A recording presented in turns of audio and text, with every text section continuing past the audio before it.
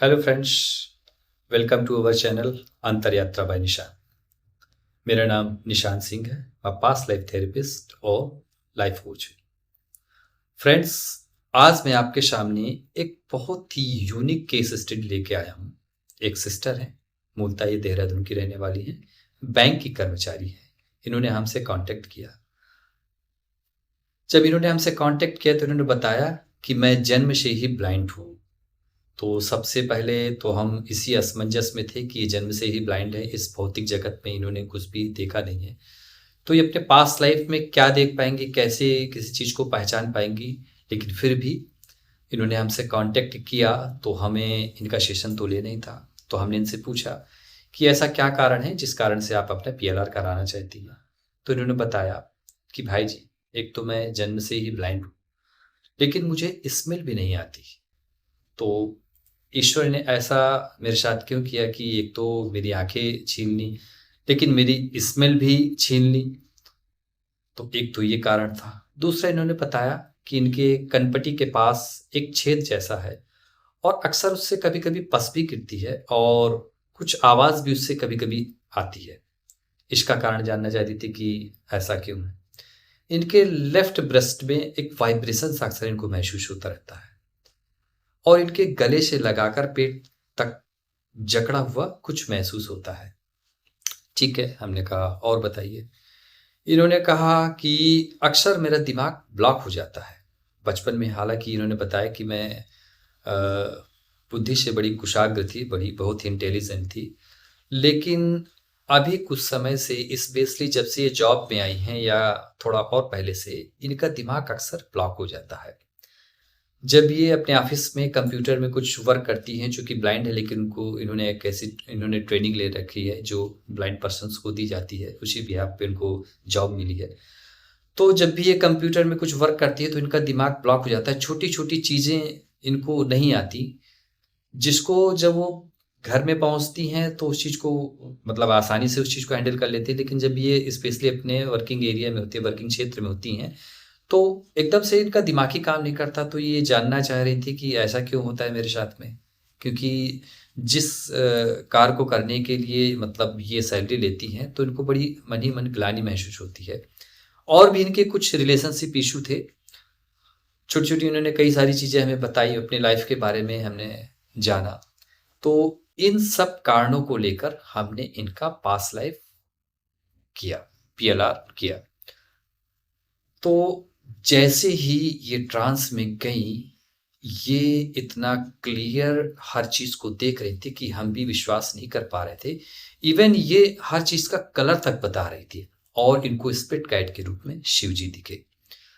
तो जैसे ही किसी व्यक्ति को जब उसके स्पिरिट गाइड दिखते हैं तो जब भी हम लोग उनसे थोड़ा-सा पहले क्या होता है ना कि कनेक्शन बैठाते हैं, तो छोटे-छोटे क्वेश्चन ऐसे पूछते हैं जिससे हाँ या ना में उत्तर दें।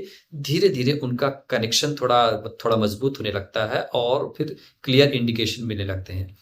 लेकिन स्टार्टिंग में ही इनसे शिव जी खुद ही बात करने लगे और ये इनके द्वारा जो आपस में बातचीत हो रही थी, ये हमको खुद ही मतलब बता रही थी कि अब शिव जी मुझसे ऐसा पूछ रहे हैं, अब शिव जी ऐसा पूछ रहे हैं।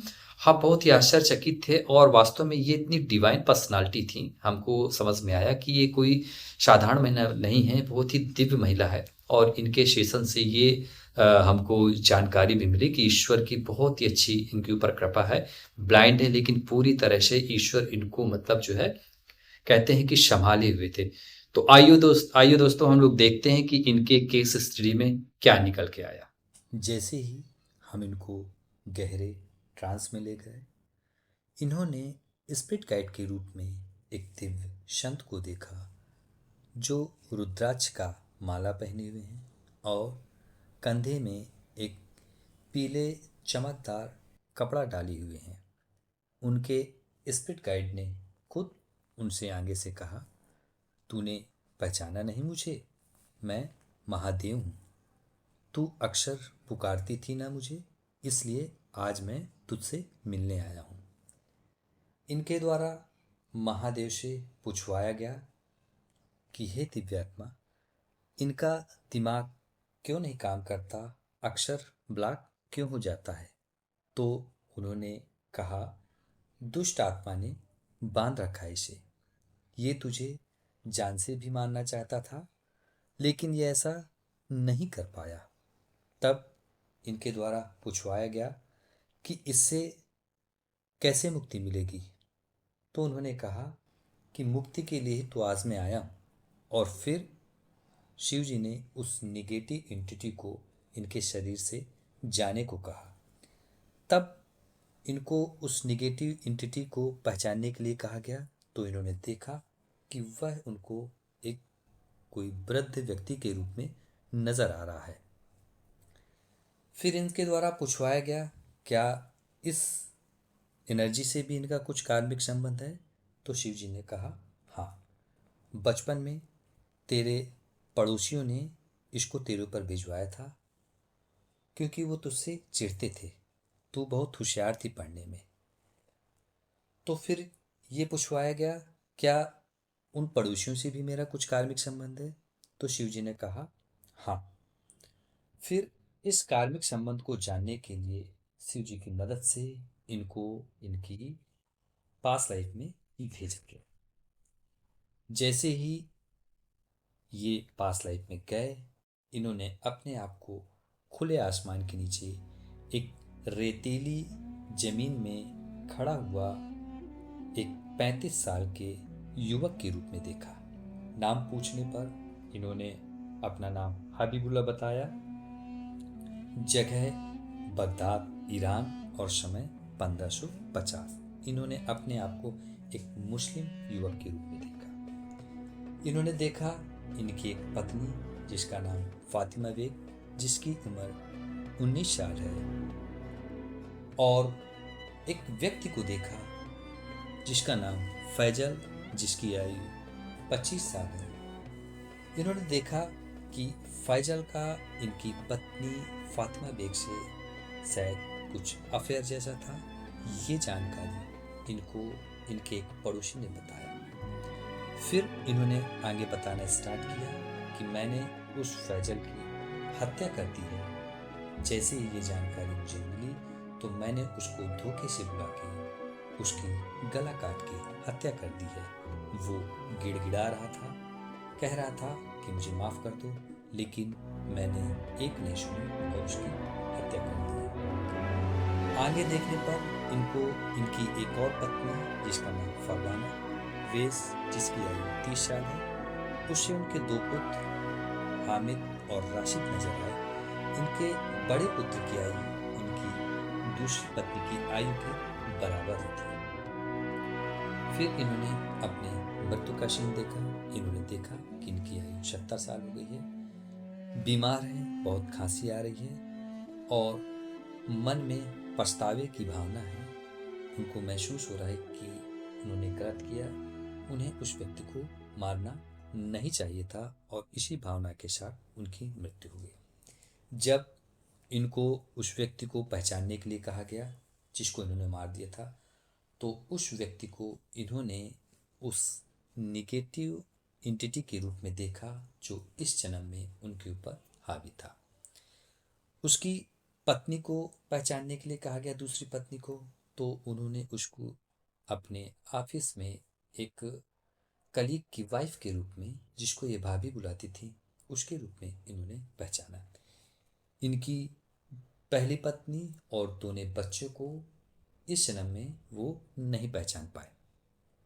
फिर शिव जी से पूछवाया गया कि इनके शरीर में और भी कुछ समस्याएं हैं, जैसे इनके कनपटी में छेद है, उससे मवाद बहती है, कभी कभी उससे आवाज़ भी आती है। ये बचपन से अंधी क्यों हैं? इनको स्मेल भी नहीं आती। इनके एक पृष्ठ में वाइब्रेशन होती रहती है। इनके गले से पेट तक जकड़ा जैसा महसूस होता है और इनके सर भी अक्सर भारी रहता है। इसका क्या कारण है? तब शिव जी ने इनको दूसरी लाइफ में भेजा। अब इन्होंने अपने आप को एक 25 साल की खूबसूरत युवती के रूप में देखा जो चुनारगढ़ के किले में खड़ी है। इन्होंने देखा कि यह वहां पर एक दासी के रूप में है, और जब इनके राजा का नाम पूछा गया तो इन्होंने बताया अमर सिंह। आगे ये देखती हैं कि रात के समय बाबर की सेना ने हमला कर दिया है। चारों तरफ अफरा तफरी का माहौल है, सेना युद्ध के लिए खड़ी है, लेकिन हमला इतना अचानक हुआ है कि ये लोग कुछ समझ पाते इनकी सेना हार गई। अमर सिंह बंदी बना लिए गए और कुछ रानियों और दासियों को भी उन्होंने बंदी बना लिया। इन्होंने देखा कि 4 सिपह सालार ने इनको बंदी बनाया हुआ है। वो बार बार कह रहे हैं कि दासियां तो होती ही भोगने के लिए। ये उन व्यक्तियों को एक्सेप्ट नहीं कर पा रहे हैं क्योंकि ये खूबसूरत थी बहू। तो उन सिपह सालारों ने इनके साथ दुराचार किया और इनको मार दिया। इनकी नाक काट दी, इनकी आंखें फूट दी, इनके कान में एक सलिया जैसा कुछ छोड़ दिया, इनका पृष्ठ काट दिया और बाद में एक पत्थर उठा के इनके शव को फोड़ दिया। और ये देखती है कि इसी के साथ ये तड़प तड़प कर मर जाती है। यहाँ पे इनको एहसास होता है कि मेरे शरीर में जो अभी कुछ बाधाएं हैं, कुछ जो परेशानियां हैं, वो इसी जन्म से आ रही हैं। अब ये इन चारों व्यक्तियों को उन पड़ोसियों के रूप में पहचानती हैं जिन पड़ोसियों ने इनके ऊपर एक निगेटिव एंटिटी भेजकर इनको इस जन्म में परेशान किया। अब इनको फिर से स्पिरिट गाइड के पास भेजा जाता है। अब स्पिरिट गाइड से पूछा जाता है कि पिछले जन्म में भी इन्होंने इनके साथ ऐसा किया और इस जन्म में भी इन्होंने इस नेगेटिव एंटिटी को इनके पास भेज दिया, तो ऐसा क्यों? तो फिर स्पिरिट गाइड ने इनको एक लाइफ और पीछे भेजा। अब जो लाइफ खुलती है वो बहुत पुरानी लाइफ खुलती है, शायद रोमन सभ्यता की या उसी समय के आसपास की। स्थान ये पहचान नहीं पाती, समय भी ये पहचान नहीं पाती। ये अपने आप को एक युवा महारानी के रूप में देखती हैं। ये देखती हैं कि इनके सैनिकों ने 4 कैदियों को पकड़ के लाए हैं और उनके ऊपर शायद कुछ चोरी का आरोप है। वो कैदी गिड़गिड़ा रहे हैं, लेकिन इन्होंने उन कैदियों को मृत्युदंड का आदेश दे दिया है। वो कैदी बार बार कहते हैं कि हमने इतनी बड़ी चोरी नहीं की थी, हमारे पीछे हमारा परिवार भी है, वो अकेले रह जाएंगे। लेकिन ये अपना आदेश सुना के चली जाती हैं और उन 4 सैनिकों ने इन बंदियों को, इन 4 कैदियों को, उनको मृत्युदंड के रूप में उनका शर धड़ से अलग कर देते हैं। बाद में जब इन 4 कैदियों को पहचानने के लिए कहा जाता है तो इन 4 कैदियों को वो अपने इस जन्म के उन पड़ोसियों के रूप में देखती हैं जिन पड़ोसियों ने इनके ऊपर उस नेगेटिव एंटिटी भेजा था। अब इनको सारा कार्मिक संबंध समझ में आ जाता है और इसके बाद फिर से इनको स्पिरिट गाइड के पास भेजा जाता है। स्पिरिट गाइड के द्वारा इनकी हीलिंग कराई जाती है। पुराने जन्म से जो भी नकारात्मक कार्मिक संबंध है उनका कार्ड कटिंग कराई जाती है और शरीर में जो भी इनको समस्याएं थी उसकी शिवजी हीलिंग करते हैं। सफ़ेद लाइट बेस के इनके शरीर में भेजते हैं तो ये महसूस करते हैं कि इनके शरीर से काला धुआं बाहर निकल रहा है और इनको बड़ा अच्छा फील हो रहा है। बाद में शिवजी इनको कुछ सजेशन भी देते हैं कि इनको आध्यात्मिक मार्ग में आगे बढ़ना है, ध्यान साधना करनी है, गरीब तथा बीमार लोगों की मदद करनी है, खुश रहना है हर परिस्थिति में और दूसरों को भी खुशियां बांटना है। वो बताते हैं कि इससे पहले भी कई जन्मों में उन्होंने साधना वगैरह की हुई है और फिर इसके बाद शिवजी चले जाते हैं और इसी के साथ इनको वापस ले आया जाता है। तो देखा दोस्तों, इन्होंने अपनी इस रिग्रेशन में 3 पास्ट लाइफ देखी। पहली पास्ट लाइफ इन्होंने अपने आप को एक मुस्लिम कैंडिडेट ईरान में देखा अपने आप को, और इन्होंने देखा कि एक व्यक्ति था इनकी लाइफ में जिसका नाम था फैजल। इनको शक था कि उस व्यक्ति का इनकी वाइफ से अफेयर है। इस शक के चलते हुए इन्होंने उस व्यक्ति की हत्या कर दी और जब उस व्यक्ति को पहचाना इन्होंने तो उस व्यक्ति को इन्होंने उस नेगेटिव एंटिटी के रूप में पहचाना जो इस लाइफ में उनके ऊपर हावी थी। हालांकि शिव जी की कृपा से उस एंटिटी को रिमूव करवा दिया गया। हालांकि हम ऐसा कोई भी दावा नहीं करते कि हम ऐसा कोई कार्य करते हैं कि किसी के ऊपर कोई ऐसी समस्या है, कोई नेगेटिव एनर्जी की प्रॉब्लम है तो हम ऐसा उसको रिमूव करवा देंगे। हम बिल्कुल भी ऐसा कोई कार्य नहीं करते, या हमको इस सेशन के पहले बिल्कुल भी ऐसा अंदाज़ा नहीं था कि इनको ऐसी कोई समस्या है। लेकिन ईश्वर की कृपा से, शिव जी की कृपा से उनकी ये प्रॉब्लम सॉल्व हो गई।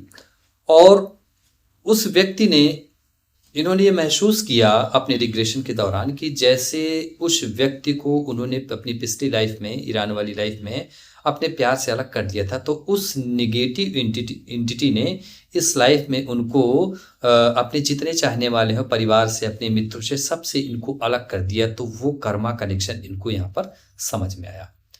एक और लाइफ देखी इन्होंने, अपने आप को राजा अमर सिंह की दासी के रूप में राजस्थान के एक किले में, चुनारगढ़ के किले में।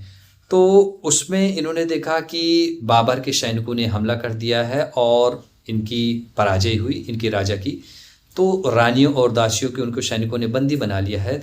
तो 4 व्यक्ति को इन्होंने देखा जो बाबर के शिपे सालार थे, और इनको बंदी बनाकर इनके साथ दुराचार भी किया। बाद में इनका पूरी तरीके से हत्या की। और ये समझ में आया कि आज इनके शरीर में जो भी समस्याएं हैं, ज़्यादातर समस्याएं हैं, जैसे कनपटी में वो घाव होना और ब्रेस्ट में वाइब्रेशन होना, तो उस हत्या में उनके जैसे कनपट, उनके कान में एक सलिया उछेड़ दी गई थी, आंखें फोड़ दी गई थी, नाक काट दी गई थी, उनके पूरे शरीर को, उनकी पूरी सुंदरता को खराब कर दिया गया। तो ये समझ में आया कि आज जो उनके शरीर में जो भी मतलब जो भी समस्याएं हैं शारीरिक रूप से, वो कहीं ना कहीं उस लाइफ से ट्रैवल हो रही हैं। लेकिन अभी इनको ये समझ में नहीं आया कि पिछली लाइफ में भी उन व्यक्तियों ने उनके साथ ऐसा किया। हालांकि उन 4 व्यक्तियों को उन्होंने इस लाइफ में अपने पड़ोसियों के रूप में देखा, जो इस लाइफ में भी उनको किसी न किसी रूप में परेशान कर रहे हैं, जैसा कि आपने स्टोरी में देखा।